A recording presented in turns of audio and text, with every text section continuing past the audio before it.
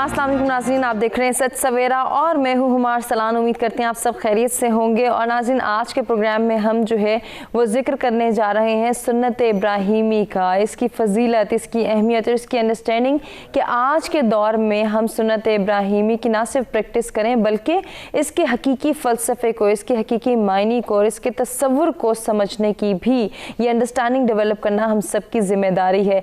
आज का इंसान, आज का नौजवान और बिलखुसूस आज का मुसलमान किस तरह से अंडरस्टैंडिंग डेवलप कर सकता है कि जब हम सुन्नत इब्राहीमी को परफॉर्म करने की बात करते हैं, यानी कि कुर्बानी की बात करते हैं, जिसका आज हम तस्करा करेंगे और जानेंगे कि हकीकी मायनों में फ़लसफ़ा कुर्बानी है क्या, तो हमारे लिए बहुत सारी ऐसी चीज़ें समझना और जानना ज़रूरी हैं जो कि हम आज के अपने माशरे में बिगड़ती हुई सूरत हाल को जब हम देखते हैं, जब हम इस माशरे की नाहमवारियों पर गौर करते हैं और कोशिश करते हैं कि नाहमवारियों को ख़त्म करें, इनको कंट्रोल करें, ये बिगड़ती हुई सूरत हाल में हम अपना किरदार अदा करके इसको सुलझाव की तरफ ले जाएं, तो यकीनन हमें बहुत सारे कॉन्सेप्ट्स उजागर करने हैं। ऐसे तमाम तर जो है वो अंडरस्टैंडिंग वाले सारी चीज़ों को उजागर करना है जिससे हम अपने माशरे को हकीकी मायने में एक मुहज़्ज़ब माशरा बना सकें और हम एक अच्छे इंसान के तौर पर इस दुनिया में, इस माशरे में सर्वाइव कर सकें। यकीनन आज जब हम सुन्नत इब्राहीमी की इस फजीलत को आगाह करेंगे इस हवाले से आप सबको कि हमें ये परफॉर्म करनी है, लेकिन इसके मायने को जानना है, इसके फ़लसफ़े को समझना है कि कुर्बानी का दर हकीकत जो फ़लसफ़ा है, क्या हम इतनी अहलियत और इतनी काबिलियत रखते हैं कि हम उस फ़लसफ़ा कुर्बानी को समझ पाए हैं।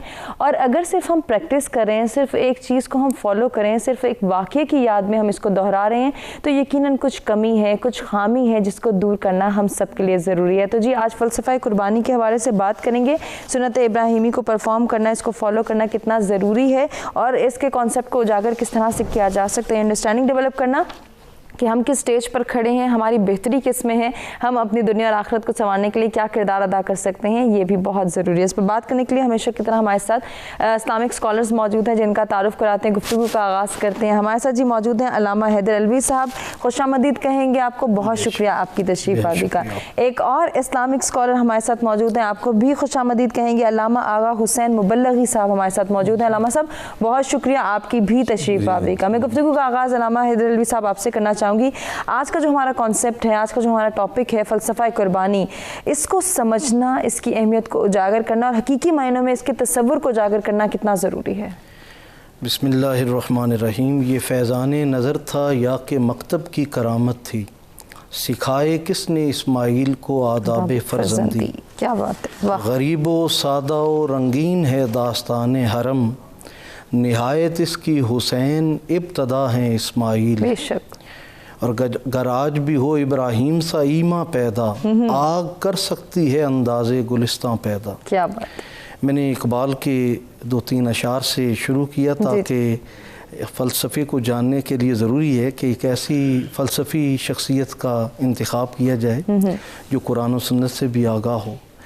यकीनन परवरदिगार अर्ज़ व समा ने मुख्तलिफ़ मकामात पर कुर्बानी का तज़किरा फ़रमाया है।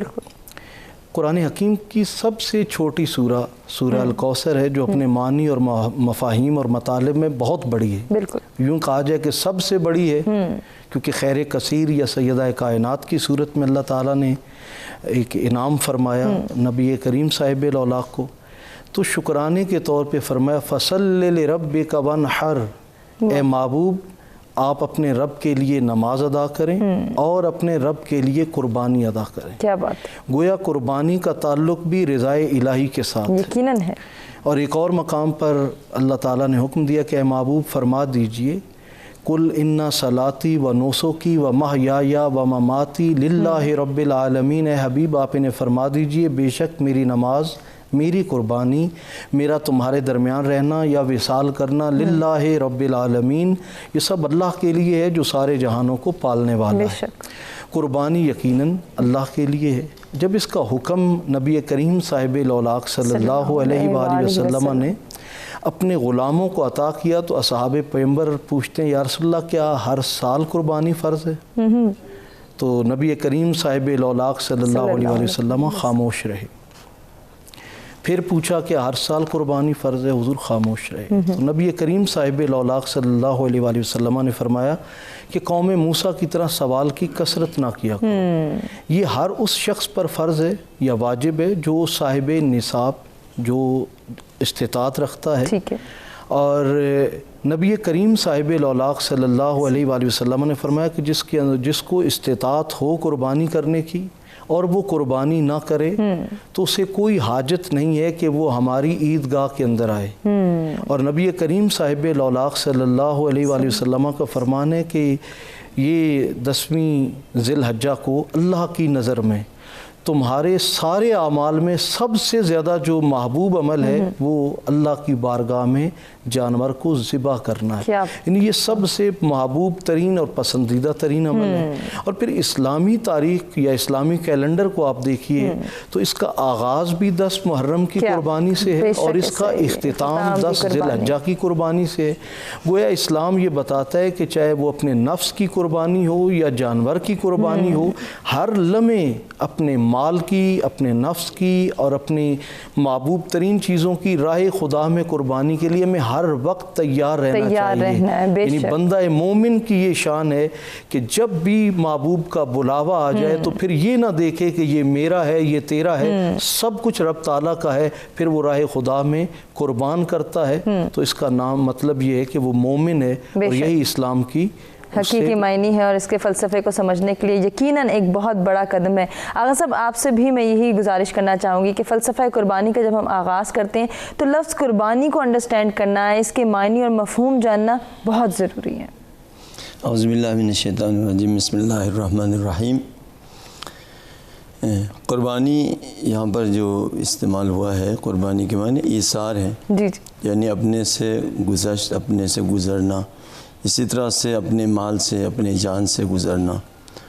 تو یہ آغا صاحب فرما رہے تھے. تو یہاں پر اس کی آغاز جو ابراہیم سے ہوا ہے، ہم ملت ابراہیم کے اوپر ہیں، تو یہ تسلسل کے ساتھ جب یہ آتے ہیں، خود حجی آنچ خوبان ہمہ دارن تو تنہا داری، یعنی تمام نیکی، تمام جو احکام ہیں وہ حج کے اندر موجود ہیں.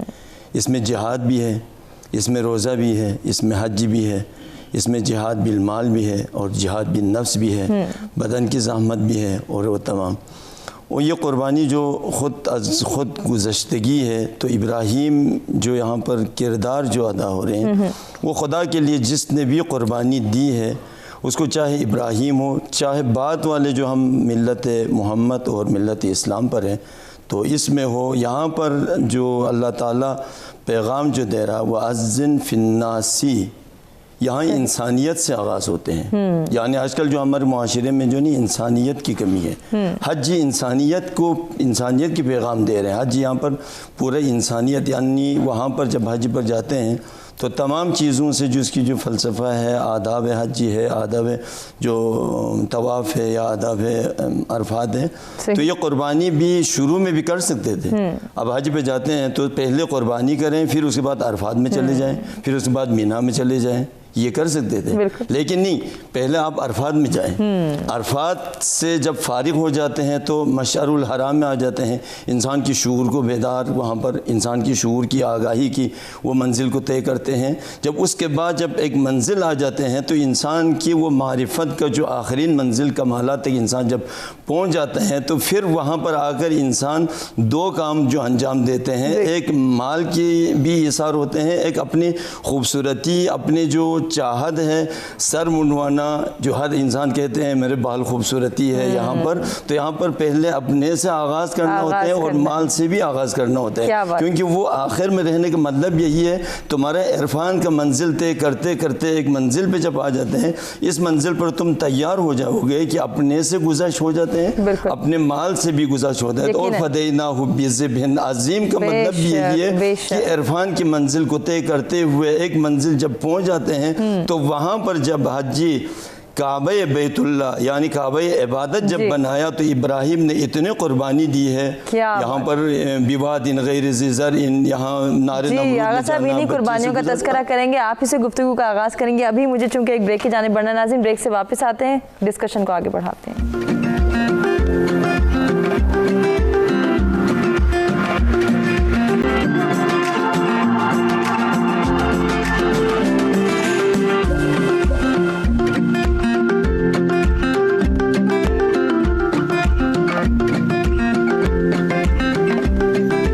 बैक जी। सच सवेरा में एक मरतबा फिर से आपको कहेंगे खुशामदीद। खूबसूरत गुफ्तगू का सिलसिला जारी है, सुन्नत इब्राहिमी की पैरवी करना और इस याद को ताज़ा करना।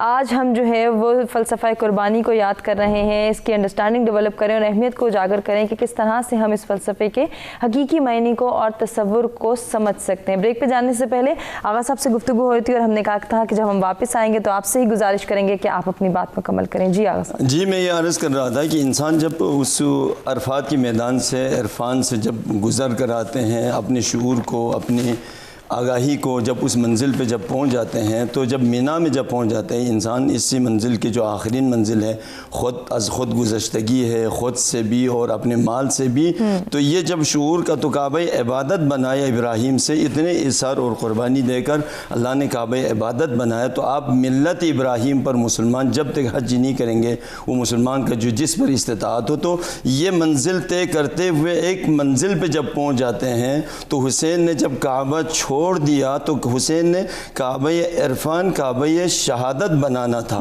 काबा इबादत के लिए इतने इसार और क़ुरबानी की ज़रूरत है, तो काबा इबादत की हिफाजत है, काबा इबादत की, नमाज की, हज की, रोज़े की जो हिफाजत है, तो काबा इरफान और काबा शहादत है।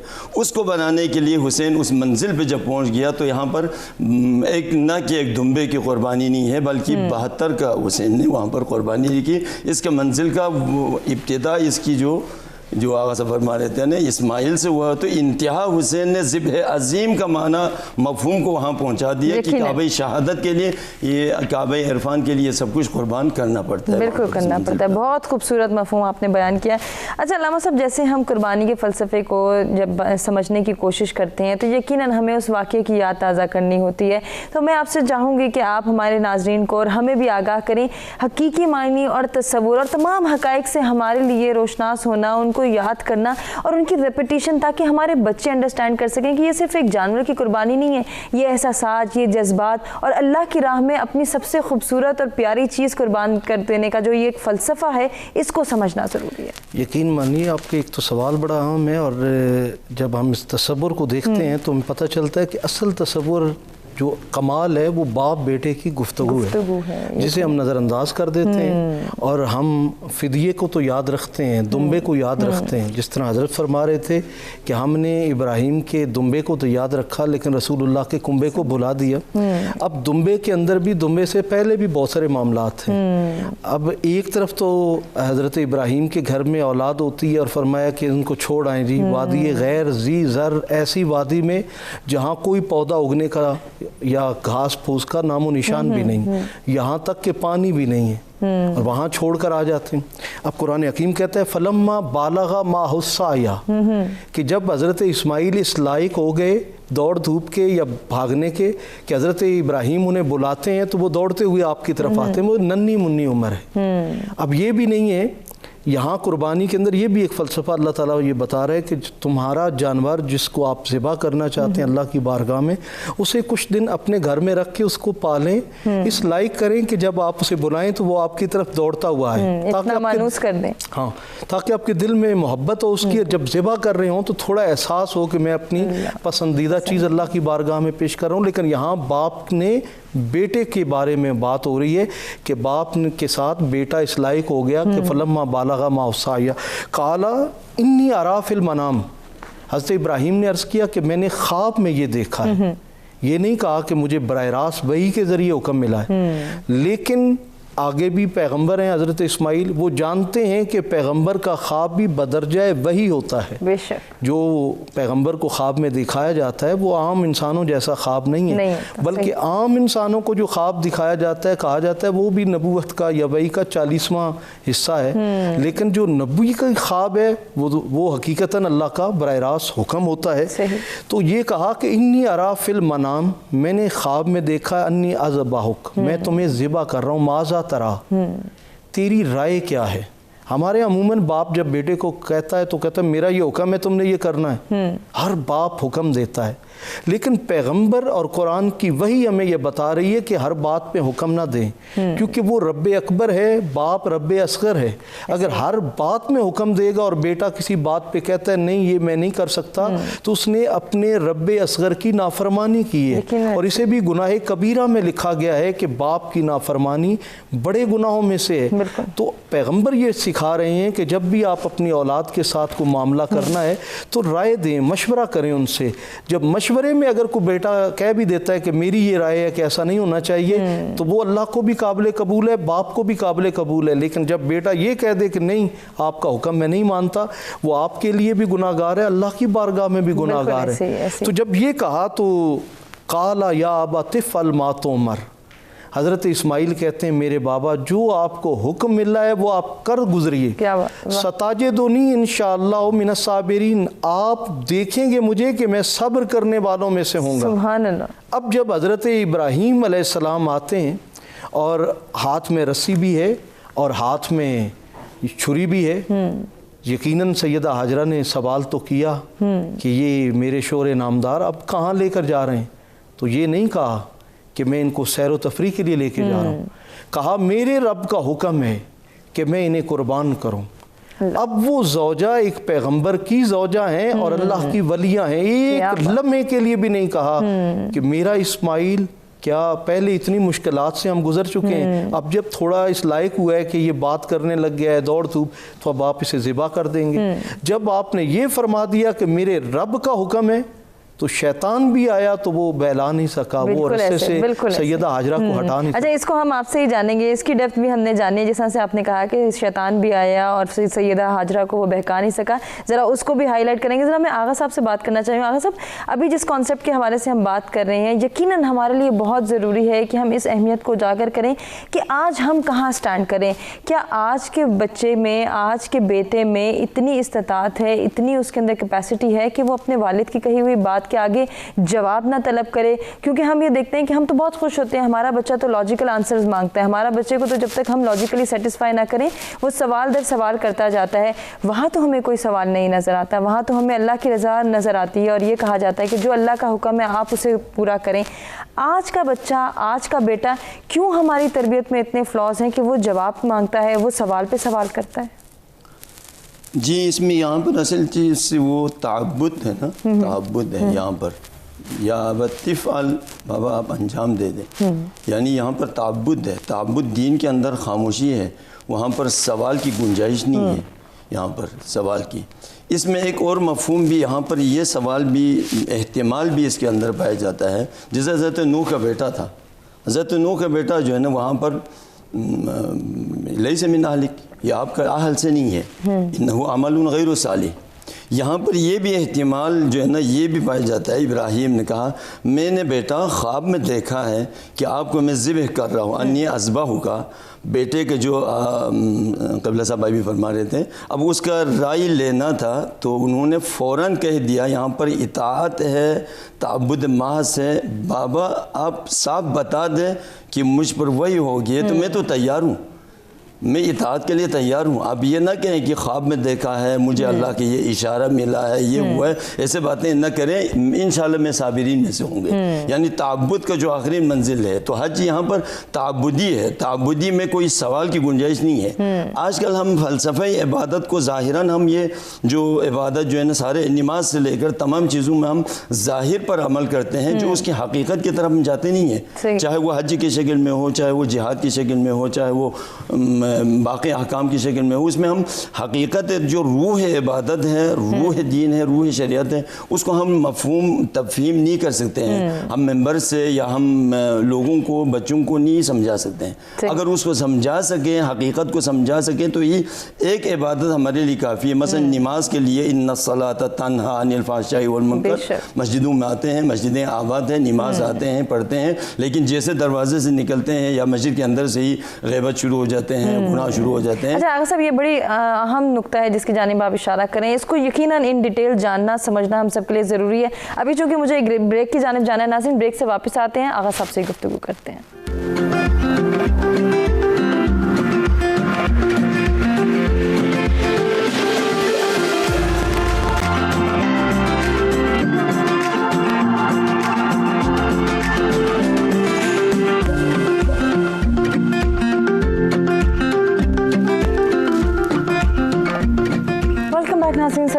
प्रोग्राम एक मरतबा फिर से आपको कहेंगे खुशामदीद। खूबसूरत गुफ्तगू का सिलसिला जारी है, सुन्नत इब्राहीमी की पैरवी करना क्यों ज़रूरी है, और साथ ही साथ हमने फ़लसफ़ा कुर्बानी को समझना है, ये अंडरस्टैंडिंग डेवलप करनी है कि आज के बच्चे को, आज के नौजवान को और आज के मुसलमान को हम फ़लसफ़ा कुर्बानी से आगाह कर सकें। इसी असना में ब्रेक पर जाने से पहले जो गुफ्तगू हुई थी, मैं आगा साहब से गुजारिश करूँगी, बड़ा अहम नुक्ते की जानिब आपने इशारा किया कि आगा साहब वाकई हम ये देखते हैं कि कुछ ख़ास अयाम हों, चंद ख़ास औकात हों जिनमें हम बहुत पाबंदी करते हैं, जो हमें अहकामात बताए गए हैं, जिन पैगामात को हमें फ़ॉलो करने का कहा गया है, लेकिन जो ही हम मखसूस चीज़ों से बाहर निकलते हैं, उन अयाम से या औकात से, तो हम बिल्कुल भूल जाते हैं कि हमने क्या फ़ॉलो करना है, किस तरह से उन प्रैक्टिसेस को यकीनी बनाना है और क्या चीज़ हमारे लिए फ़ायदेमंद है। ऐसा क्यों होता है?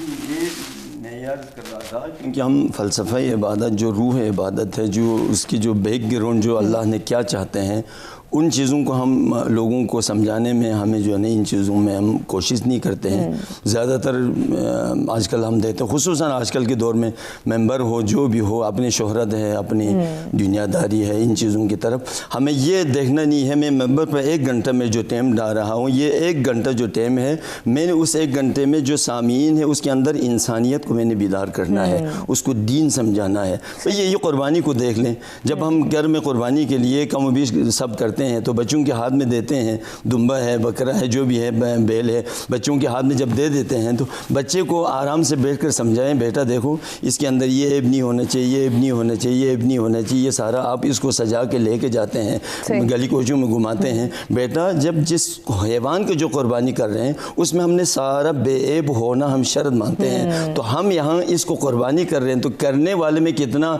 शराइत होना चाहिए, इसी को अगर समझा सके बच्चे को, वो इसको समझाएंगे। आजकल यही कहते हैं मैंने इतने में पैसे ले लिए, इतने में मैंने कुर्बानी किया, हमारा कुर्बानी जो है ना माशाल्लाह, ये चीज़ें बहुत ज़्यादा है। मसलन उसकी हकीकत के, अब वो कुर्बानी करने वाले में कितना शराइत होना चाहिए, जो मैंने पहले जो अर्ज़ कर रहा था ना, जब इसका तसलसल के साथ जिसका इरफान का बढ़ते जब आ जाते हैं, तो आखिरीन जो कुर्बानी है, इलाही तरक्तुल खल्क़ तुर्रन फ़ी हवा का वाइतमतुल इयाल लिका यारा का फलौ क़त्तअतनी फ़िल हुब्बि इरबन लमा हन्नुल फ़ुआद इला सिवा का, खुदाया तेरे लिए मैं हुसैन ने दुनिया को छोड़ दिया और बच्चे भी यतीम हो जाए तो मुझे गवारा है, लेकिन मैं अपने आप को इलाही रिज़न बिक़ज़ाइका व तस्लीमन लिअम्रिका, ये कई दफ़ा आल मोहम्मद से जो अल्लाह ताला ने एक मरने पे इम्तिहान, मरना था जीने पे इम्तिहान लिया है, जीना था मरने पे इम्तिहान लिया है, यानी ये सिर्फ आल मोहम्मद से लेते हैं। जहाँ अकबर की लाश पर पहुँचे हैं, वो कुर्बानी जब दे रहा था, हुसैन के मरने का वक़्त था लेकिन जीने पे इम्तिहान ले लिया, इधर आपने जी के दिखाना है। सही, यानी ये वो कुर्बानी का आखिरीन मंजिल है। तो इसलिए हम बच्चे को हकीकत और वो है जो कुर्बानी है उसको समझा दें, ये किस लिए है, क्यों करते हैं। इब्राहिम ने ये सारे, इब्राहिम तो पहले गुजर चुके हैं, हम तो नबी के आखिरी नबी के मानने वाले हैं, क्यों मिलत इब्राहिम पर अमल करते हैं, फॉलो करते हैं, बस इसी को समझाया जाए, क्योंकि असल वो है कुर्बानी को, तो बच्चे जो है ना वो दीन की तरफ आने के लिए तैयार हो जाएंगे। बिल्कुल हो जाएंगे, लेकिन उससे पहले हमें ये देखना है कि क्या हम अपने बच्चे को हकीकी वो तरबियत दे पा रहे हैं, उन तमाम चीज़ों से जो है वो आशनाई दे रहे हैं जो कि उसके लिए ज़रूरी है, ताकि वो अपनी दुनिया और आखिरत दोनों को संवार सके। फ्लॉस तो शायद तरबियत में ही आते हैं कि जब हम एक वाक़े को एक वाक़े तक ही महदूद कर देते हैं। लामा साहब, जैसे कि हम अभी तसलसल में बात कर रहे थे कि हमें उस बैकग्राउंड को उजागर करना है, उसके कॉन्सेप्ट को देखना है कि क्या मकसद था, क्यों ये वाक़या हमारे लिए ज़रूरी है और इसको आज हम किस तरह से अपनी ज़िंदगियों पर इम्प्लीमेंट कर सकते हैं। देखिए, आका करीम सल्लल्लाहु अलैहि वसल्लम का फरमान है, रिदा रब्बे फ़ी रिदाइल वालिद व सुख्त रब्बे फ़ी सुख्तिल वालिद। अल्लाह की रज़ा वालिद की रज़ा में है और अल्लाह की नाराज़गी वालिद की नाराज़गी में है। नबी करीम साहिब लौलाक पर उतरने वाला कुरान वही, वो यकीनन किताब इनकलाब और हमारी रहनुमा है, उसमें बड़ा क्लियरली परवरदिगार आलम ने उस गुफ्तगू को भी महफूज किया कि देखें बाप की गुफ्तगू के बाद बेटा किस लबो लहजे में बात कर रहा है। सही, मैंने एक मुफक्कर के सुना जो यकीनन इसी दौर का, वो कहता है कि शायद हम आखिरी नस्ल हैं जो अपने बाप से डरते थे। वो डर मोहब्बत वाला था कि मेरा बाप किसी वजह से मेरे अमल से नाराज़ ना हो जाए। हम वो आखिरी नस्ल हैं जो अपने बाप से डरते थे, और शायद हम पहली नस्ल हैं जो अपनी औलाद से डरते हैं कि यार ये कोई ऐसा रद्द अमल ना दे कि जिससे हमारी इज़्ज़त गैर महफूज हो जाए। तो रवैयों में तब्दीली आती है, लेकिन जब हम कुरान की तरफ रजू करते हैं, सुन्नत की तरफ रजू करते हैं, तो कुरान हकीम हमें بڑا بتاتا ہے کہ حضرت اسماعیل علیہ السلام جو جانتے ہیں کہ مجھے پیدائش کے ساتھ ہی والد صاحب یہاں چھوڑ گئے تھے، گرچہ پیغمبر ہیں لیکن بچپنا ہے، یہ بھی اسلام ہمیں بتاتا ہے بچپنا پیغمبر کا ہو تو اب بھی وہ پیغمبر ہی ہوا کرتے ہیں، شیطان انہیں نہیں بہکا سکا، رستے سے نہیں ہٹا سکا۔ حضرت ابراہیم علیہ السلام نے ان کو پیشانی کی بل لٹا دیا اور چھری چلاتے ہیں، اور چھری کو بار بار چلاتے ہیں۔ بیٹا کہتا ہے بابا آپ اس کو تھوڑا سا تیز کر لیجئے، تیز کرنے کے بعد بھی جب چھری کو چلاتے ہیں تو صدائے غیبی آتی ہے، آپ پوچھتے ہیں چھری تیرا کام کاٹنا ہے کیوں نہیں کاٹ رہی ہے؟ تو چھری جواب دیتی ہے حالت جو ہے نا زبان حال سے کہ اے ابراہیم جب آپ کو آگ میں ڈالا جا رہا تھا تو ایک بار حکم ہوا تھا یا نار کونی بردم و سلام علی ابراہیم، اے آگ میرے ابراہیم پر گل و گلزار ہو جا، کا ایک بار حکم ملا تو آگ نے اپنی صفت بدل لی، اس کا کام تھا جلانا، وہ آپ پہ گل و گلزار ہو گئی۔ 70 بار میرا رب مجھے حکم دے چکا ہے کہ اے چھری آپ نے میرے اسماعیل کی گردن پر نہیں چلنا ہے تو میں کیسے چلوں؟ گویا اس چھری نے بھی اپنی فطرت کب بدلی؟ جب حضرت اسماعیل نے اپنے باپ یا رب العالمین کے حکم پر اپنا سر تسلیم خم کر دیا۔ فلما اسلما، جب ان دونوں نے باپ بیٹا نے بات کو تسلیم کیا، ہے حکم الہی لیکن حکم الہی کا پرتاؤ باپ بن کر سامنے آتا ہے عبادت ہے، لیکن اس عبادت میں حکم دینے والا پیغمبر ہے۔ گویا پیغمبر کی بات پر آپ جب سر تسلیم خم کرتے ہیں تو رحمت الہی آپ کے ساتھ شامل حال ہو جاتی ہے۔ پھر پروردگار عالم چھری کی صفت کو بدل دیتا ہے، کاٹنے کا کہا جاتا ہے کہ پھر اللہ تعالیٰ نے وہاں پر ایک مینڈے کو بھیج دیا، حضرت اسماعیل کو ہٹا لیا گیا، کہتے چھری چل رہی تھی اور تب حضرت جبریل کو حکم ملا کہ جاؤ لے جاؤ اور میرے اسماعیل کو بچا لو، اور حضرت اسماعیل کو بچانے کی فقط وجہ یہی تھی کہ ان کی اولاد میں سے رسول خدا نے اور پھر ائمہ طاہرین نے اس کائنات کو ہدایت کا جو ہے وہ رستہ دکھانا تھا، اس لیے اللہ تعالیٰ نے حضرت اسماعیل کو بچا لیا، اور پھر یہ بھی فرمایا ساتھ ففدیناہ بذبح عظیم، ہم نے قبول کر لیا ان کا فدیہ ذبح عظیم کے سبب۔ اب ایک پیغمبر کے مقابلے میں ایک مینڈا، ایک دمبا ذبح عظیم کیسے ہو سکتا ہے؟ بڑا ذبیح کیسے بن سکتا ہے؟ جبکہ پیغمبر کی گردن کٹتی تو وہ بڑا ذبیح ہوتا بنسبت اس دمبے کے، لیکن کہا کہ ہم نے ذبح عظیم کے سبب قبول کر لیا۔ اب اقبال نے وہاں سے پردہ ہٹایا کہ غریب و سادہ و رنگین ہے داستان حرم، نہایت اس کی حسین ابتدا ہے اسماعیل، کہ حضرت اسماعیل علیہ السلام کی قربانی کو نامکمل چھوڑ دیا، لیکن ساتھ یہ بھی کہہ دیا ہم نے قبول کر لیے، اے ابراہیم قد صدقت رویا، آپ نے تو خواب کو بھی سچا کر دیا، آپ تو اس قدر ہمارے مطیع اور فرما بردار ہیں کہ ہم نے جو خواب میں دکھایا وہ بھی آپ نے پورا کر دیا، ہم آپ سے راضی ہو گئے۔ انی جاعلک للناس اماما، ہم نے آپ کو کل کائنات کا امام بھی بنا دیا، اور قال ومن ذریتی، اور اسی وقت انہوں نے کہا تھا کہ یا اللہ میری آل اولاد میں سے بھی امامت کو قائم رکھنا۔ آپ اس امامت کو بچانے کے لیے پروردگار عالم نے حضرت اسماعیل کو بچا لیا، لیکن اس کو نامکمل قربانی کو اسی سرزمین پر، وہی سرزمین حجاز مقدس ہے جہاں پر پروردگار عالم نے، وہاں بھی 10 تاریخ ہے یہاں بھی 10 تاریخ ہے، فرق اتنا ہے کہ وہاں پر فرزند رسول ہیں حضرت اسماعیل اور یہاں فرزند رسول ہیں حضرت مولا حسین، جن کے لیے نبی کریم فرماتے ہیں حسین منی وانا من الحسین، حسین مجھ سے ہے اور میں محمد حسین سے ہوں۔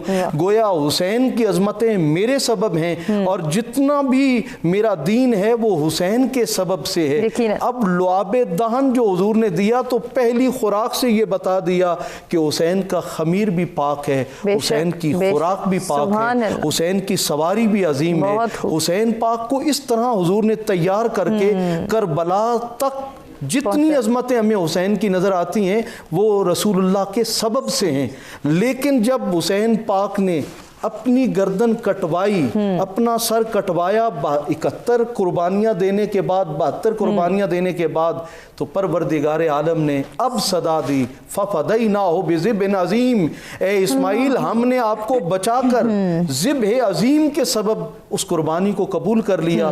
لیکن وہ ذبح عظیم حقیقت میں سرزمین کربلا تھی کہ جہاں رسول اللہ کا خانوادہ شہید ہوتا ہے، اور ان گرے ہوئے خون کے سبب صبح قیامت تک پرچم اسلام بھی سر بلند رہے گا اور سنت ابراہیمی بھی زندہ رہے گی۔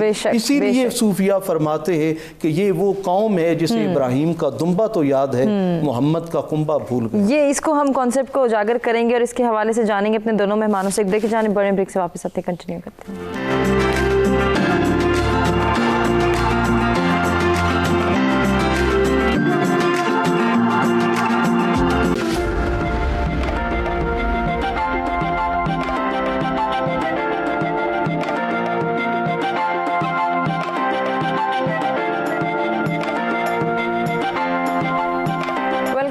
سچ سویرا میں ایک مرتبہ پھر سے آپ کو کہیں گے خوش آمدید۔ سنت ابراہیمی کی پیروی کو یاد کر رہے ہیں، اس واقعے کو، اس یادگار لمحے کو جو ہے وہ ہم آج محسوس کرنے کی کوشش کر رہے ہیں کہ جس کے نتیجے میں آج ہم یہ دیکھتے ہیں کہ لاکھوں کی تعداد میں، کروڑوں کی تعداد میں مسلمان ہر سال جانوروں کی قربانی کرتے ہیں اور اس عظیم قربانی کی یاد تازہ کرتے ہیں۔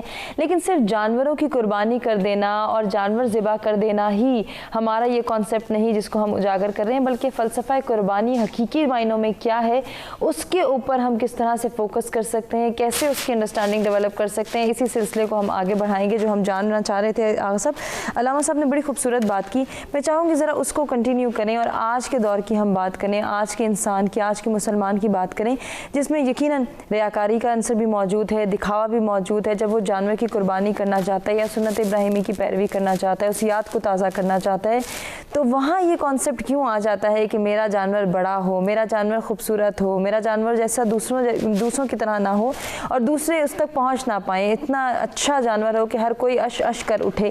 صرف یہی کانسیپٹ ہے جس میں ہمیں ریاکاری نظر آتی ہے، مقابلے بازی نظر آتی ہے، دوسروں سے سبقت لے جانا نظر آتا ہے، یا پھر حقیقی معنی کچھ اور ہیں جن کو ہم بھول گئے ہیں، ان کو ریوائیو کرنا ضروری ہے؟ جی، یہاں پر جو قرآن میں جو کہا لَن يَنَالَ لُحُومُهَا وَلَا دِمَاؤُهَا وَلَٰكِن يَنَالُهُ التَّقْوَىٰ، اس کے خون اللہ تک نہیں پہنچتا۔ خون تو اسلام کے اندر نجس ہے، یہاں خون کا ذکر کر رہے ہیں، خون خدا تک نہیں پہنچتا، خون پہلے سے ہی نہیں پہنچتا کیونکہ وہ تو نجس چیز ہے۔ تو یہاں پر اس کو بتانا تھا، دیکھو یہاں پر جو قربانی کر کے خون، تو اس وقت بھی یہی آج کل کی ماحول کے مطابق اس وقت بھی یہی تھا کہ خون کو لے کے جا کر بتوں کے اوپر جو ہے نا وہ چھڑکاتے تھے، یہی خون جو ہے نا وہ مقدس سمجھتے تھے جو قربانی کے لیے۔ تو اس لیے آج بھی کم و بیش ہمارے درمیان یہ چیزیں ہیں، مثلا خود ہمارے اپنے اندر بھی یہ ہے، مثلا بعض ایسے جگہ ہیں سننے میں آتے ہیں علی اصغر کے نام پر دمبا ذبح کرتے ہیں، خون کو چہرے پر لگاتے ہیں، یہ چیزیں جو وہ بتاتے ہیں آج کل بھی وہی ہے۔ تو یہ ہم اللہ نے اسی وقت کہا یہ اس کا خون اللہ تک نہیں پہنچتا، حالانکہ خدا کے لیے جب ذبح کر رہا ہے تو وہاں پر تو پہنچنا چاہیے، اس کا جو ثواب ہے، جو خون گرایا قیمت تو وہی خون کا ہے۔ تو اس لیے حقیقتاً اگر دیکھا جائے تو اس میں ہم وہی ظاہری جو قربانی کی جو ظاہری چیزیں ہیں اس پر ایک دوسرے کو چشمہ چشمی کہتے ہیں، ایک دوسرے کو دیکھنا ہوتا ہے ان چیزوں کی طرح۔ یہ نہیں دیکھتا میرے جو عمل ہے، میں نے جو قربانی دی ہے وہ خدا کے ہاں قبول ہو، قبول شدہ ایک ہو وہ زیادہ عظیم ہے، قبول نہ شدہ جو اللہ کے قبول نہ ہو 1,00,000 ہو اس سے۔ تو قبول ہونے والی عبادت اس کو کم نہیں سمجھا جاتا۔ تو ہم یہ نہیں دیکھتے ہیں میں جو قربانی دے رہا ہوں وہاں پر وہ اللہ کی درگاہ میں قبول ہو جائے۔ اب وہ قبول ہوگا تو اس کے اثرات اس کے زندگی پر، اس کے مال کے اوپر، اس کے نفس کے اوپر، اس کے گھرانے پر، اس کے گھر والوں پر اس کے اثرات پڑ جاتے ہیں، کیونکہ خدا کے ہاں درگاہ میں قبول ہو گیا تو ایک رابطہ، ایک کنیکشن اس کے گھر کے ساتھ جو متصل ہوا، اس کے نیت کے ساتھ جو متصل ہوا۔ جب خدا کے ساتھ اتصال ہو جاتے ہیں، قربانی جب خدا کے ساتھ متصل ہو جاتے ہیں، جیسے ابراہیم نے یہی قربانی دی ابراہیم نے، لیکن آج 30 لاکھ اللہ تعالیٰ یہ دوبارہ اس وبا سے انسانوں کو نجات عنایت فرمائے، دوبارہ حج کا سلسلہ جاری ہو جائیں تو 30 لاکھ وہاں پر حاجی جاتے ہیں۔ چلو ظاہراً باطن بھی نہ ہو تو ظاہراً تو وہاں جاتے ہیں۔ تو اسی طرح سے مثلا حسین کی قربانی کو اگر دیکھا جائے تو وہاں پر حسین نے جو قربانی دی ہے، آج کل دنیا میں دیکھا جائے تو یہ مثلا 5 کروڑ تک 4 کروڑ تک 40 پہ واق کی شکل میں کربلا میں جاتے تھے، کیونکہ وہ وہی लब्बैक या हुसैन। और इसमें कितने जो तनासुब है, अल्लाह ताला चाहते थे इब्राहिम के नाम पर तमाम जो नाज से ताल्लुक़ है ना, इंसानियत से, नाज से, यहाँ मोमिन से नहीं है, मुसलमान से नहीं है, ये वयातू का मिन कुल्ली फज्जिन अमीक़, तमाम गोशा किनार से, कायनात से, दुनिया की गोशा किनार से तमाम लोगों को बुलाया जाए। वाज़िन फिन्नास कहा था तो नहीं हुआ, तो अल्लाह इसी को चेंज कर दिया हकीकत में हुसैन की क़ुरबानी में कि वहाँ पर तुम काबे पे 30 लाख से ज़्यादा पूरे मुसलमान जाते हैं, वहाँ पर नहीं पहुँच सकते, तो मैं लब्बैक या हुसैन की शक्ल में 5 करोड़ में करबला की तरफ बुला रहे थे। मसलन यहाँ पर एक लिबास में हो जाते हैं तो वहाँ पर जाते हैं तो वही काला लिबास में सब हो जाते हैं। यहाँ पर लब्बैक खुदाया मैं हाजिर हूँ, लब्बैक अल्लाहुम्मा लब्बैक लब्बैक ला शरीका लक लब्बैक इन्नल हम्द वन निअमत लक वल मुल्क ला शरीका लक लब्बैक, उधर जाते हैं तो लब्बैक या हुसैन। अल्लाह चाहते थे इब्राहिम की क़ुरबानी में मिल्लत इब्राहिम पर हज बका है, तो हुसैन की क़ुरबानी के बदले में अल्लाह चाहते थे कम अज़ कम जितना भी बेनमाजी ही क्यों ना हो, जब करबला पे जाएंगे हुसैन की ज़ियारत के बाद 2 रकात नमाज़ पढ़ना मुस्तहब है। हुसैन 2 रकात की शक्ल में भी बेनमाजी को अल्लाह के सामने झुकवा के छोड़ देते हैं। क्या बात है, ये वो जो इबादत है इसमें। और वहाँ पर इधर जाते हैं हज पर, हमने बहुत से देखा है वहाँ पर जाते रहते थे, लेकिन करबला में गलती आपसे है, किसी से धक्का लग गया, किसी से गलती हो गई तो उल्टा उधर से माफ़ी मांगते हैं वहाँ से। और अल्लाह ताला चाहते हैं यहाँ पर जो है ना ये कि इंसानियत जो है ना वो ज़ाहिर हो जाए। तो हकीकत इबादत वो असली इंसानियत है, जिस मंजिल पर आकर इंसान फ़ना फिल्लाह जो हो जाते हैं उस आखिरी मंजिल में आ जाते हैं। माह वो है, तम्स है, मोहिक है, जो इरफान वाले कहते हैं। सिफ़ात में जब ज़म हो जाते हैं, कुर्बान हो जाते हैं, वहाँ उस मंजिल पर आ जाते हैं तो फिर वो बंदा बंद नहीं रहता, ये सादिक व अमीन बन जाते हैं। लेकिन अफ़ाल में जब जम हो जाते हैं तो इधर से मिट्टी रसूल फेंकता है, पीछे से कहते हैं वमा रमैत इज़ रमैत, बोलता रसूल है, पीछे से कहते हैं वमा यंतिक़ु अनिल हवा। लेकिन एक मंजिल पर आकर माह व तम्स मुहिक का मंजिल है, वो फ़ना ज़ात के अंदर जब फ़ना हो जाते हैं तो अपने आप को दरमियान से डिलीट करते हैं, अपने आप को निकाल देता है। बस बंदा मेरे करीब नहीं होता, मगर इनकी वो वाजिबात पे पाबंद मुस्तहब्बात के ज़रिए से मेरे इतना करीब हो जाते हैं। कुन तो समउहुल लज़ी युस्मउ बी, मैं उसका कान हो जाता हूँ जिस कान से वो सुनता है। कुन तो यदुहुल लज़ी युब्तशु बी, मैं उसका हाथ हो जाता हूँ जिस हाथ से वो हरकत करता है। कुन तो रिजलुहुल लज़ी युमशा बी, मैं उसका पाँव हो जाता हूँ उससे वो चलता है। कुन तो ऐनुहुल लज़ी युनज़र बी, मैं उसका हाँ हो जाता हूँ जिस आँख से वो देखता है। कुन तो समउहुल लज़ी युस्मउ बी, फिर बंदा बंदा नहीं रहता, मेरा हो जाता है। फिर वो फ़ना फिल्लाह का वो मंजिल है जो क़ुरबानी का आखिरी। उस वक़्त ये दुनिया में रहे चाहे आगे चले जाएँ, तो जुमे में हम कहते हैं फ़तमन्नउल मौत इन कुंतुम सादिक़ीन। और मौत की भी 2 किस्में हैं, एक अपने आप को कुर्बान करना होता है, अपने आप को कुर्बान करके फ़ना फिल्लाह होगा तो रसूल फरमाते हैं तुम पसंद करते हो मुर्दा इंसान की तरफ देखने को जो तुम्हारे दरमियान चल फिर रहा है। फंजुर हाज़ा शख्स, अली इब्न अबी तालिब को देखो, ये मुर्दा है तेरे दरमियान चल फिर रहा है। यानी मुकम्मल वो फ़ना का आखिरी मंजिल है जहाँ पर इस कायनात में हर चीज़ को हम यहाँ पर इसी नमूद और इसी चीज़ों के पीछे लगे हुए हैं, इसलिए हमें वो लज्जत इबादत अपने अंदर नहीं है, लज्जत कुर्बानी नहीं है, लेकिन अपने अंदर से वो अना को, वो जो रियाकारी है उसको अंदर से निकाल के जब फना कर देगा। एक मरना बग़ैर इख्तियारी है जो इज़राइल आते हैं, एक मरना अपना इख्तियारी है, मूतू क़ब्ल अन तमूतू, मरो मरने से पहले अपने नफ्स को मार दो। तो अली ने दुनिया को 3 दफ़ा तलाक दी है, तो 3 दफ़ा तलाक दुनिया किसे कहते हैं? बीवी हो, घर हो, बच्चे हो। अली के यहाँ 34 के करीब बच्चे भी हैं, 4-5 बीवियाँ भी अली के घर में मौजूद हैं, घर भी छोटा ही सही घर अली की मौजूद। किस चीज़ को तलाक दी है? यानी अपने वो दुनियादारी जो मोहब्बत है उस चीज़ को अंदर से निकाल दिया है। इसलिए वो मंजिल हम नहीं समझा सकते हैं बच्चों को, अपने मुआशरे को। अगर ये समझा सके तो उसके लिए कोई परवाह नहीं है। कबूलियत के मंजिल को देखता है, वो ये नहीं देखता ये खूबसूरत है, कीमती है, ये बड़ा है, कीमती है। बहुत खूबसूरत बात आपने की। आगा साहब की बात को ही कंटिन्यू करेंगे। नाज़रीन, हमें अभी एक ब्रेक की जाने बढ़ना है, ब्रेक से वापस आते हैं, खूबसूरत गुफ्तगू के सिलसिले को आगे बढ़ाते हैं।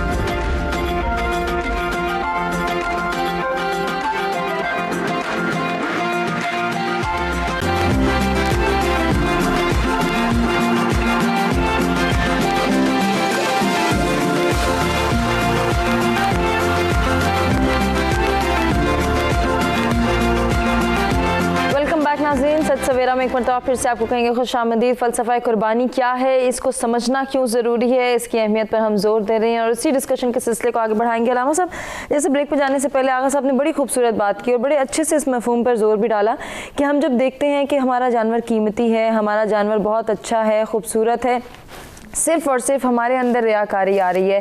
अगर दूसरा कुर्बानी नहीं करा, हम कुर्बानी करें तो हम बढ़ चढ़ कर बताएंगे हाँ जी हम तो इस्तिताअत रखते हैं, हम तो हर साल कुर्बानी करते हैं, हम तो एक से ज़्यादा जानवर की भी कुर्बानी कर सकते हैं।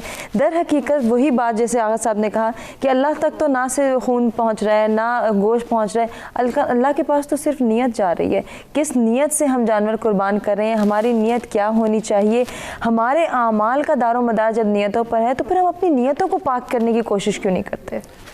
नबी करीम साहिब लौलाक सल्लल्लाहु अलैहि वसल्लम का फरमान है कि इन्नमल अमालु बिन्नियात वलिकुल्लि इम्रिइन मा नवा, और हर शख्स के लिए वही है जिसकी उसने नीयत की। रियाकारी को शिर्क असगर कहा गया है। गोया वो शख्स मुशरिक है कि जो इबादत इंसानों को दिखाने के लिए करे। तो ये चूँकि सुन्नत इब्राहीमी है, वाजिब अमल है, इबादत है, अगर गैर खुदा को दिखलाने का तसव्वुर दरमियान में आएगा तो ये शिरक में चला जाएगा। वही अमल जो इबादत है वो इंसान के गले का फंदा बन जाएगा। सही। और फिर कभी भी लोगों की दिल आज़ारी करके आप अल्लाह को राज़ी नहीं कर सकते। यकीनन ऐसे ही है। हमारे यहाँ तो बदकिस्मती आज ये है, एक तरफ तो ये है कि जी मैं 1.5 लाख का लाया हूँ, कोई कहता है मैं 2.5 लाख का लाया हूँ, कोई कहता है मैं 10 लाख का लेकर आया हूँ जानवर। यकीनन अल्लाह ताला को खुश करने के लिए अगर आप लाए हैं तो बहुत अच्छी बात है, लेकिन अगर आप मोहल्लेदारों को नीचा दिखाने के लिए लाए हैं तो फिर ये आपकी इबादत नहीं, रियाकारी है, और ये इबादत क़यामत के दिन मुंह पर दे मारी जाएगी। नबी करीम साहिब लौलाक ने मदीनतुल मुनव्वरा में हुक्म कुर्बानी के बाद 10 साल आप पर कभी भी ज़कात वाजिब नहीं हुई। नबी पाक ने कभी इतना घर में रखा ही नहीं, बल्कि कभी माले गनीमत अगर ढेर आ भी गया खजूरों का तो नबी करीम 3 रातें और दिन घर में नहीं गए, और जब घर में गए तो काशान नबूवत पर 3 दिन से खाना बना ही नहीं था। मतलब कभी घर में कुछ चीज़ बचा के रखी नहीं। उसके बावजूद हुजूर ने 10 सालों में हर साल कुर्बानियाँ दी। 2 कुर्बानियाँ मेरे आका देते थे, और एक पर फरमाते अल्लाहुम्मा रब्बाना तकब्बल मिन्नी, ए अल्लाह इसे मेरी तरफ से कबूल फरमा। और जब दूसरी कुर्बानी फरमाते तो कहते अल्लाहुम्मा तकब्बल मिन उम्मती, ए मेरे रब मेरी जो गरीब उम्मत होगी उसकी तरफ से कबूल फरमा। इसलिए अमीरों को ये सोचना चाहिए कि अगर कोई गरीब मोहल्ले में कुर्बानी नहीं कर पा रहा गुर्बत और नादारी अफलास के सबब, तो रसूलुल्लाह ने जो कुर्बानी उम्मत के गरीबों की तरफ से की है उन्हें तो अजर मिल रहा है। तुम अपनी कुर्बानी की फिक्र करो। अगर वो रियाकारी का शिकार है तो ना तो तुम्हारी इबादत होगी ना तुम्हारी सुन्नत अदा होगी। मौला कायनात मौला अली शेर खुदा भी 2 कुर्बानियाँ करते थे। एक कुर्बानी के ऊपर ये दुआ करते अल्लाह मेरी तरफ से कबूल फरमा, और दूसरी कुर्बानी की तरफ से करते थे अल्लाह मेरे आका की तरफ से कबूल फरमा। यानी ये भी एक सुन्नत मौला कायनात है, ज़िंदगी का तरीका और मामूल रहा कि मौला कायनात ने आका की तरफ से कुर्बानी की, बाद में हर साल की। आज भी बहुत सारे ऐसे आबाब को मैं जानता हूँ कि जो गुरबा के लिए फी सबीलिल्लाह कुर्बानी, यानी एक तो वो है जो आपने अपने घर में की है, उसका हुक्म है 3 हिस्सों में बांट दें, एक गरीबों के लिए, एक रिश्तेदारों के लिए और अपने अहले खाना के लिए। और एक मौके पर मैंने एक जगह गुफ्तगू की, मैंने कहा जिस तरह हमने हुजूर की हज़ारों सुन्नतें छोड़ दी, सुन्नत इब्राहीमी भी हम छोड़ देते अगर इसमें थोड़ा सा लालच अपना ना होता, क्योंकि इस्लाम ने कहा एक हिस्सा आपने अपने लिए रखना है। अब उस एक लालच में शायद इंसान बहुत ज़्यादा इस सुन्नत इब्राहीमी के ऊपर बढ़ चढ़ कर आगे दौड़ते हैं और कुर्बानी करना चाहते हैं। लेकिन सच यही है कि इस्लाम हमें जो हुक्म दे रहा है वो यही है कि आपने अपने लिए भी हिस्सा रखना है, गुरबा के लिए भी, और फिर अपने रिश्तेदारों के लिए। यही सिला रहमी है।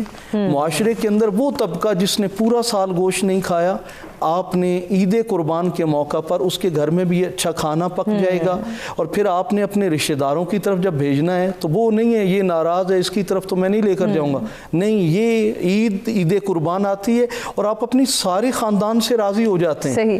लेकिन हमारे यहाँ होता क्या है कि रस्मन फलां के घर से आया है इसलिए उसके घर में देकर आओ, ऐसे ही। तो जिसके घर में नहीं कुर्बानी हुई उसका क्या कसूर है, वो भी तो आपके माशरे का हिस्सा। ये जो अलामा साहब आप बात करें, यकीनन जहाँ फ़लसफ़ा قربانی کو جاننا ضروری ہے. وہیں آداب قربانی کے بھی کچھ تقاضے ہیں جن کو ہم پورا نہیں کر پاتے, تو ان کے حوالے سے بھی ہمیں ذرا بتا دیجیے. یہ تو بہت زیادہ, یعنی ہم مقابلے میں ایک تو قربانیاں کر رہے ہیں, اس نے ایک کی ہے میں 2 کروں گا تاکہ لگے کہ میں اس سے زیادہ امیر ہوں. پھر دوسرا یہ کہ بعض نے فریضہ رکھے ہوتے ہیں اور پورے کا پورا جانور اس میں آرام کرتا ہے, اور جن کا حق ہے ہم ان کو اس موقع پر بھی نہیں, یعنی غریب ہاتھ پھیلا رہا ہے اور اندر سے صدا آتی آپ کے لیے نہیں ہے, جبکہ اس گوشت میں سے غربا کا بھی ایک حصہ موجود ہے, لیکن ہمارے ہاں ان کے لیے موجود ہی نہیں ہوتا. اور پھر رشتہ داروں کے لیے بھی ہے, تو اب غریبوں کو بھی دینا ہے, تو ان کو جن کے ہاں نہیں ہوا, ذبح نہیں ہوا, قربانی نہیں کی ہے, سب سے پہلے آپ انہیں دیں.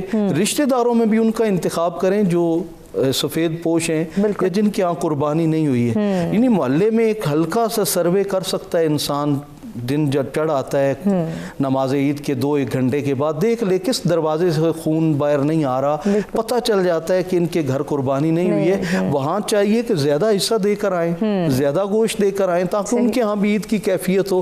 مجھے یاد پڑتا ہے چند 2 یا 3 سال پہلے ایک بیوہ کے گھر میں جب میں گوشت دینے کے لیے گیا, تو وہ بیوہ جاگ رہی تھی, بچے اس کے سو رہے تھے, اور اس خاتون کی آنکھوں میں آنسو تھے. اس نے کہا آج عید کے دن بھی میں نے دال پکائی ہے اور وہ میں نے اپنے بچوں کو کھلائی ہے اور سلا دی ہے. مجھے انتظار تھا آپ کا کہ آپ لائیں گے, لیکن آپ لیٹ آئے ہیں, کیونکہ وہ رات لیٹ نائٹ میں وہاں ان کے باقی تقسیم کرتے کرتے وہاں پہنچا. تو ہمارے ہاں اس وقت بھی بہت ساری NGOs, بہت سارے مخیر لوگ ہیں جو اہتمام کرتے ہیں پورے بیل ذبح کر کے راہ خدا میں. میں یہ سمجھتا ہوں کہ یہ عمل ایک ایسا ہے. بہت سارے لوگ ہیں جو کھانا پکا کے ہاسپٹل لے جاتے ہیں کہ ایک تو مریض ہیں, ان کے لوائقین کی عید جو وہاں پہ اٹینڈ کرنے آئے ہوئے ہیں, ان کے تیمارداری کے لیے پریشانی میں, وہ ان کی تو عید فارغ ہوگی. ایک تو بیمار پڑا ہوا ہے بیڈ پہ, لیکن جو اس کے ساتھ موجود ہیں عید کے دن ان کے ہاں جاتے.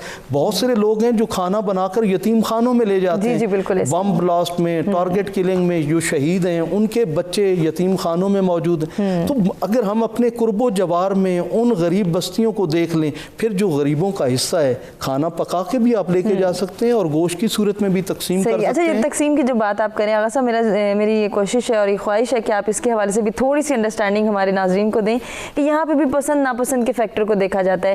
یہ حصہ رکھ لو, یہ ہماری پسند کا ہے, اس کو ہم کھائیں گے. یہ جو تقسیم کا جو ایک کانسیپٹ ہے اس کو بھی ذرا واضح کر دیں. یقیناً جب گوشت کٹ جائے ہر چیز اس کے اندر ہو اور اس کو آپ مکس کریں گے, کوئی چیز اعلیٰ اور ادنا نہیں ہے, وہ سارا ایک ہی جانور کا گوشت ہے. آپ نے اس کو مکس کر کے پھر اس کو 3 حصوں میں آپ نے چاہے وزن کر لیں یا ویسے 3 قسم کے الگ الگ اس کو حصوں میں بانٹ لیں. پھر ان میں سے ایک اپنے گھر کے لیے اور 2 حصوں میں ایک رشتہ داروں کے لیے اور ایک غربا کے لیے. یہی اور اتنا خوبصورت حکم ہے کہ آپ کے اگر اس طرح تقسیم کر دیا جائے تو آپ کے معاشرے کے اندر کوئی بھی بھوکا نہیں ہوگا عید کے دن. اور کم از کم ان کے لیے ضرور اہتمام کریں کہ جنہوں نے قربانیاں نہیں کر پائے, غربت کے سبب, افلاس کے سبب, مجبوریوں کے سبب, اگر ہم انہیں یاد نہیں رکھتے ہیں تو گویا ہم نے ان سے عید کی خوشی چھین لی ہے. بالکل, اس کانسیپٹ کو اجاگر کرنا بہت ضروری ہے. کچھ سولوشنز اور سجیشنز لیں گے اپنے دونوں مہمانوں سے. ایک بریک کی جانب بڑھیں, بریک سے واپس آتے کنٹینیو کرتے ہیں.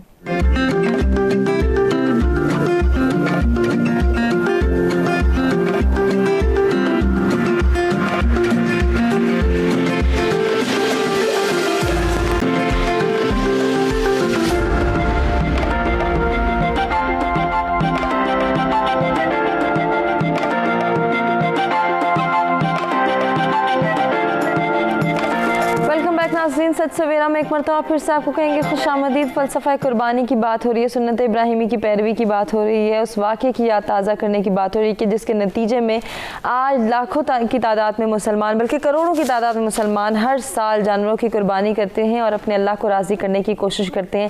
لیکن جس طرح سے ہم ہمیشہ اپنے جو ہے وہ پروگرامز میں یہی بات کرتے ہیں کہ ہم سولوشنز اور سجیشنز جانتے ہیں کہ ہمیں کرنا کیا ہے. اپنے مہمانوں سے یہ درخواست کرنا چاہوں گی اور آغا صاحب آپ سے آغاز کروں گی کہ جب ہم یہ بات کرتے ہیں کہ ہم نے کرنا کیا ہے, تو جہاں گوشت کی تقسیم کی بات ہو رہی ہے, قربانی کے فلسفے کو سمجھنے کی بات ہو رہی ہے, وہیں آداب قربانی کے حوالے سے بھی ہمیں جو ہے یہ انڈرسٹینڈنگ ڈیولپ کرنی ہے کہ کیا صحیح ہے, کیا غلط ہے, ہم کیا کر رہے ہیں اور ہمیں کیا کرنا چاہیے. فرما دیجیے اس حوالے سے. جی یہاں پر قبلہ صاحب جہاں پر رک گئے تھے اسی حساب سے جب حج کا میں پہلے بھی عرض کیا تھا عرفات کے بعد مزدلفہ کے بعد جو کام ہے وہ جاتے ہیں بڑے شیطان کو 7 کنگریاں مارنا ہوتا ہے. مینا کی جو عبادت کا جو تسلسل ہے پہلے شیطان کو کنگریاں ماریں گے پھر آپ نے جانا ہے قربانی پر. اس میں جو پیغام ہے وہ یہ ہے پہلے آپ اپنے اندر سے شیطان کو تو بھگا دو. صحیح. کیا بات. 30 لاکھ حاجی سالانہ حجی 49 مرتبہ اگر 13 کو بھی مکے پہ وہاں پر رہے تو اس وقت 70 مرتبہ کنگریاں مارتے ہیں شیطان کو. اب ایک کنگری جو ہے نا 1 سال کا آپ اندازہ کریں تو 70 سال تو آپ کا سیو ہو گیا. شیطان تو اندر ہے ہی نہیں. صحیح. شیطان تو اندر ہے ہی نہیں کیونکہ شیطان کو آپ نے بھگا دیا. تو 70 مرتبہ اگر 13 کو بھی رہے تو ورنہ تو 49 مرتبہ آپ نے شیطان کو کنگریاں مارتے ہیں. بالکل. تو اس میں جب کنگریاں مارتے ہیں شیطان کے اوپر تو شیطان بھی کبھی اوپر سے ہنستے ہوں گے کیونکہ 300 تقریباً 11 مہینہ 27 دن تو تم تو میرے پیچھے چل رہے ہو. آج 3 دن تم مجھے پتھر مار کے تو کیا فرق پڑے گا میرے لیے.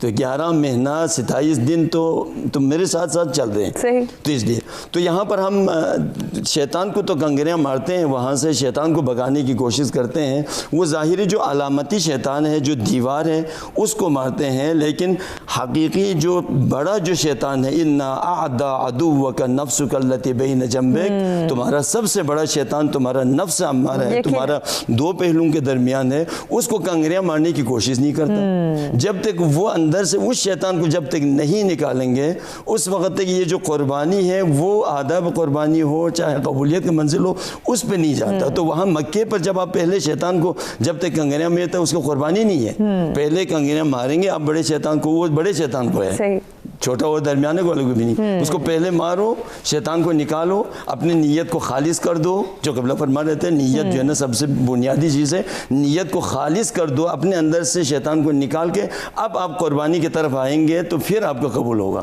تو یہاں پر بھی اسی کا فالو کرنا ہے ہم نے. یہاں پر بھی قربانی اسی کا فالو کرنا ہے. تو جب نیت کرتے ہیں آپ نے پہلے اپنے اندر سے شیطان کو تو نکالیں اپنے انا کو اپنے شہرت کو اپنے ریاکاری کو یہ تمام چیز کو نکالیں.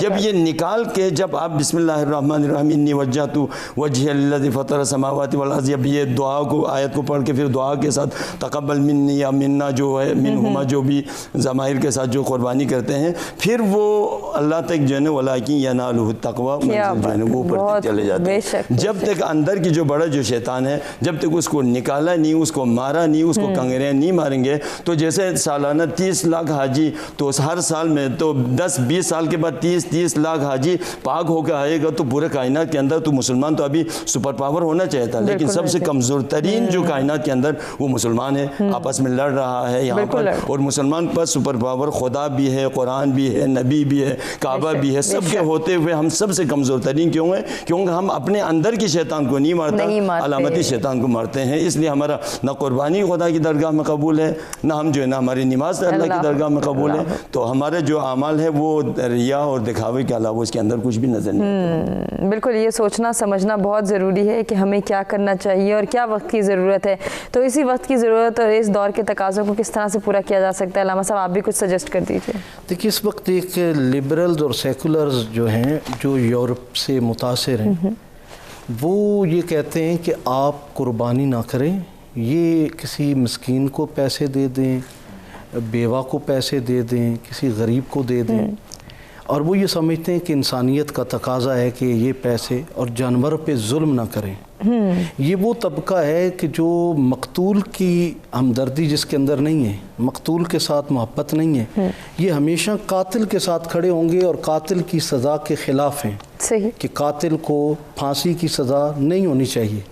بدقسمتی سے اس وقت ہمارے پارلیمنٹ کے اندر بھی یہ کیس چلا ہوا ہے کہ قتل کی جو سزا پھانسی ہے اس کو ختم کر کے سزائے جو ہے نا عمر قید کے اندر تبدیل کر دیا جائے. لیکن اللہ تعالیٰ نے جو ہمارے لیے قوانین بھیجے ہیں وہ فطرت کے عین مطابق ہیں. مولا کائنات مولا مرتضیٰ فرماتے ہیں اللہ نے حلال میں برکت رکھی ہے. کروڑوں جانور ذبح ہوتے ہیں آپ کو پھر خریدنے ہوتے ہیں اور کروڑوں جانور پھر آپ کو ہر سال ملتے ہیں.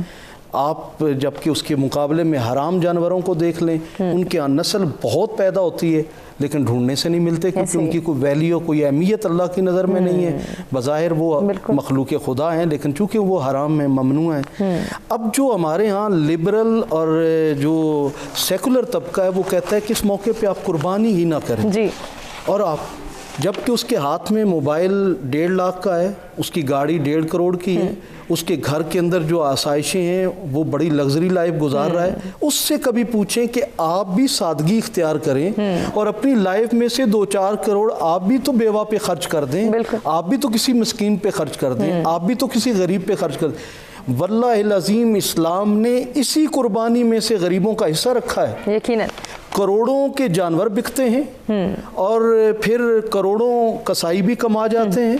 اور پھر آپ دیکھیں کہ ایک معیشت کا اصول ہے اکنامکس کا کہ اگر آپ کے پیسے آپ کے اگر کہیں منجمد ہیں اور گردش نہیں کر رہے تو وہ ڈی ویلیو ہو رہے ہیں. اسلام نے اس قربانی کے تصور سے پیسے کو گردش میں رکھا ہے. پوری دنیا کے اندر پیسہ گردش کرتا ہے ان 10 دنوں کے اندر اور کمانے والے کروڑوں کما رہے ہوتے ہیں. اس کا مطلب ہے اللہ تعالیٰ نے ان غریبوں کو جو یہ بکریاں پال رہے ہیں انہیں بھی اللہ رزق دے رہا ہے، جو خرید رہے ہیں ان کا بھی پیسہ گردش میں آ رہا ہے، جو ذبح کرنے والے ہیں ان کو بھی مل رہا ہے، جو غریب ہے انہیں بھی کھانے کو گوشت مل رہا ہے، وہ جو رشتہ دار ہیں انہیں آپ دینے جا رہے ہیں تو آپ کے اندر باہمی محبتیں پیدا ہو رہی ہیں. بظاہر ایک جانور ذبح ہو رہا ہے، اس کے پیچھے خدا کی کتنا بڑا قدرت اور حکمت ہے. اگر اسے ہم لیکن میں یہاں یہ ضرور کہوں گا کہ جب ہم قربانی کریں تو جانور کے اوپر جب چھری چل رہی ہو تو ہم اپنی انا کے وہ بت جو ہم نے پالے ہوئے ہیں انسانوں سے نفرت کی صورت میں، حسد، بغض، کینہ کی صورت میں، ہم ان اناؤں کے اوپر بھی چھری چلائیں. یہ سنت مصطفیٰ ہے. سنت ابراہیمی ضروری ہے تو سنت مصطفیٰ بھی. کیا بات ہے، خوبصورت پیغام. آغا صاحب آپ کا کیا پیغام ہے، مختصر سا پیغام ہمارے ویئرز کے لیے؟ جی، یہ جب ہم قربانی کرتے ہیں تو جو شرائط ہم قربانی کو سجا کر جتنے اس کو سجا کر اس کو خوبصورتی کے ساتھ جب آپ قربانی کر رہا ہے تو اپنے جو ظاہری جو سجاوٹ ہے، دنیا داری ہے، ان چیز کو بھی فنا کر کے خدا کی درگاہ میں قربانی. کیا بات ہے، خوبصورت پیغام کے ساتھ آج کے پروگرام کا اختتام کرنا چاہیں گے. ناظرین، اپنے دونوں مہمانوں کا شکریہ ادا کریں گے جن سے بہت کچھ سیکھنے کا موقع ملا اور امید کرتے ہیں کہ آپ کو بھی ہمارا آج کا پروگرام پسند آیا ہوگا. اپنے فیڈ بیک سے آگاہ کیجیے گا، اپنا بہت خیال رکھیے گا. انشاءاللہ کچھ نئے ٹاپکس کے ساتھ دوبارہ آپ کی خدمت میں حاضر ہوں گے. تب تک کے لیے اللہ نگہبان.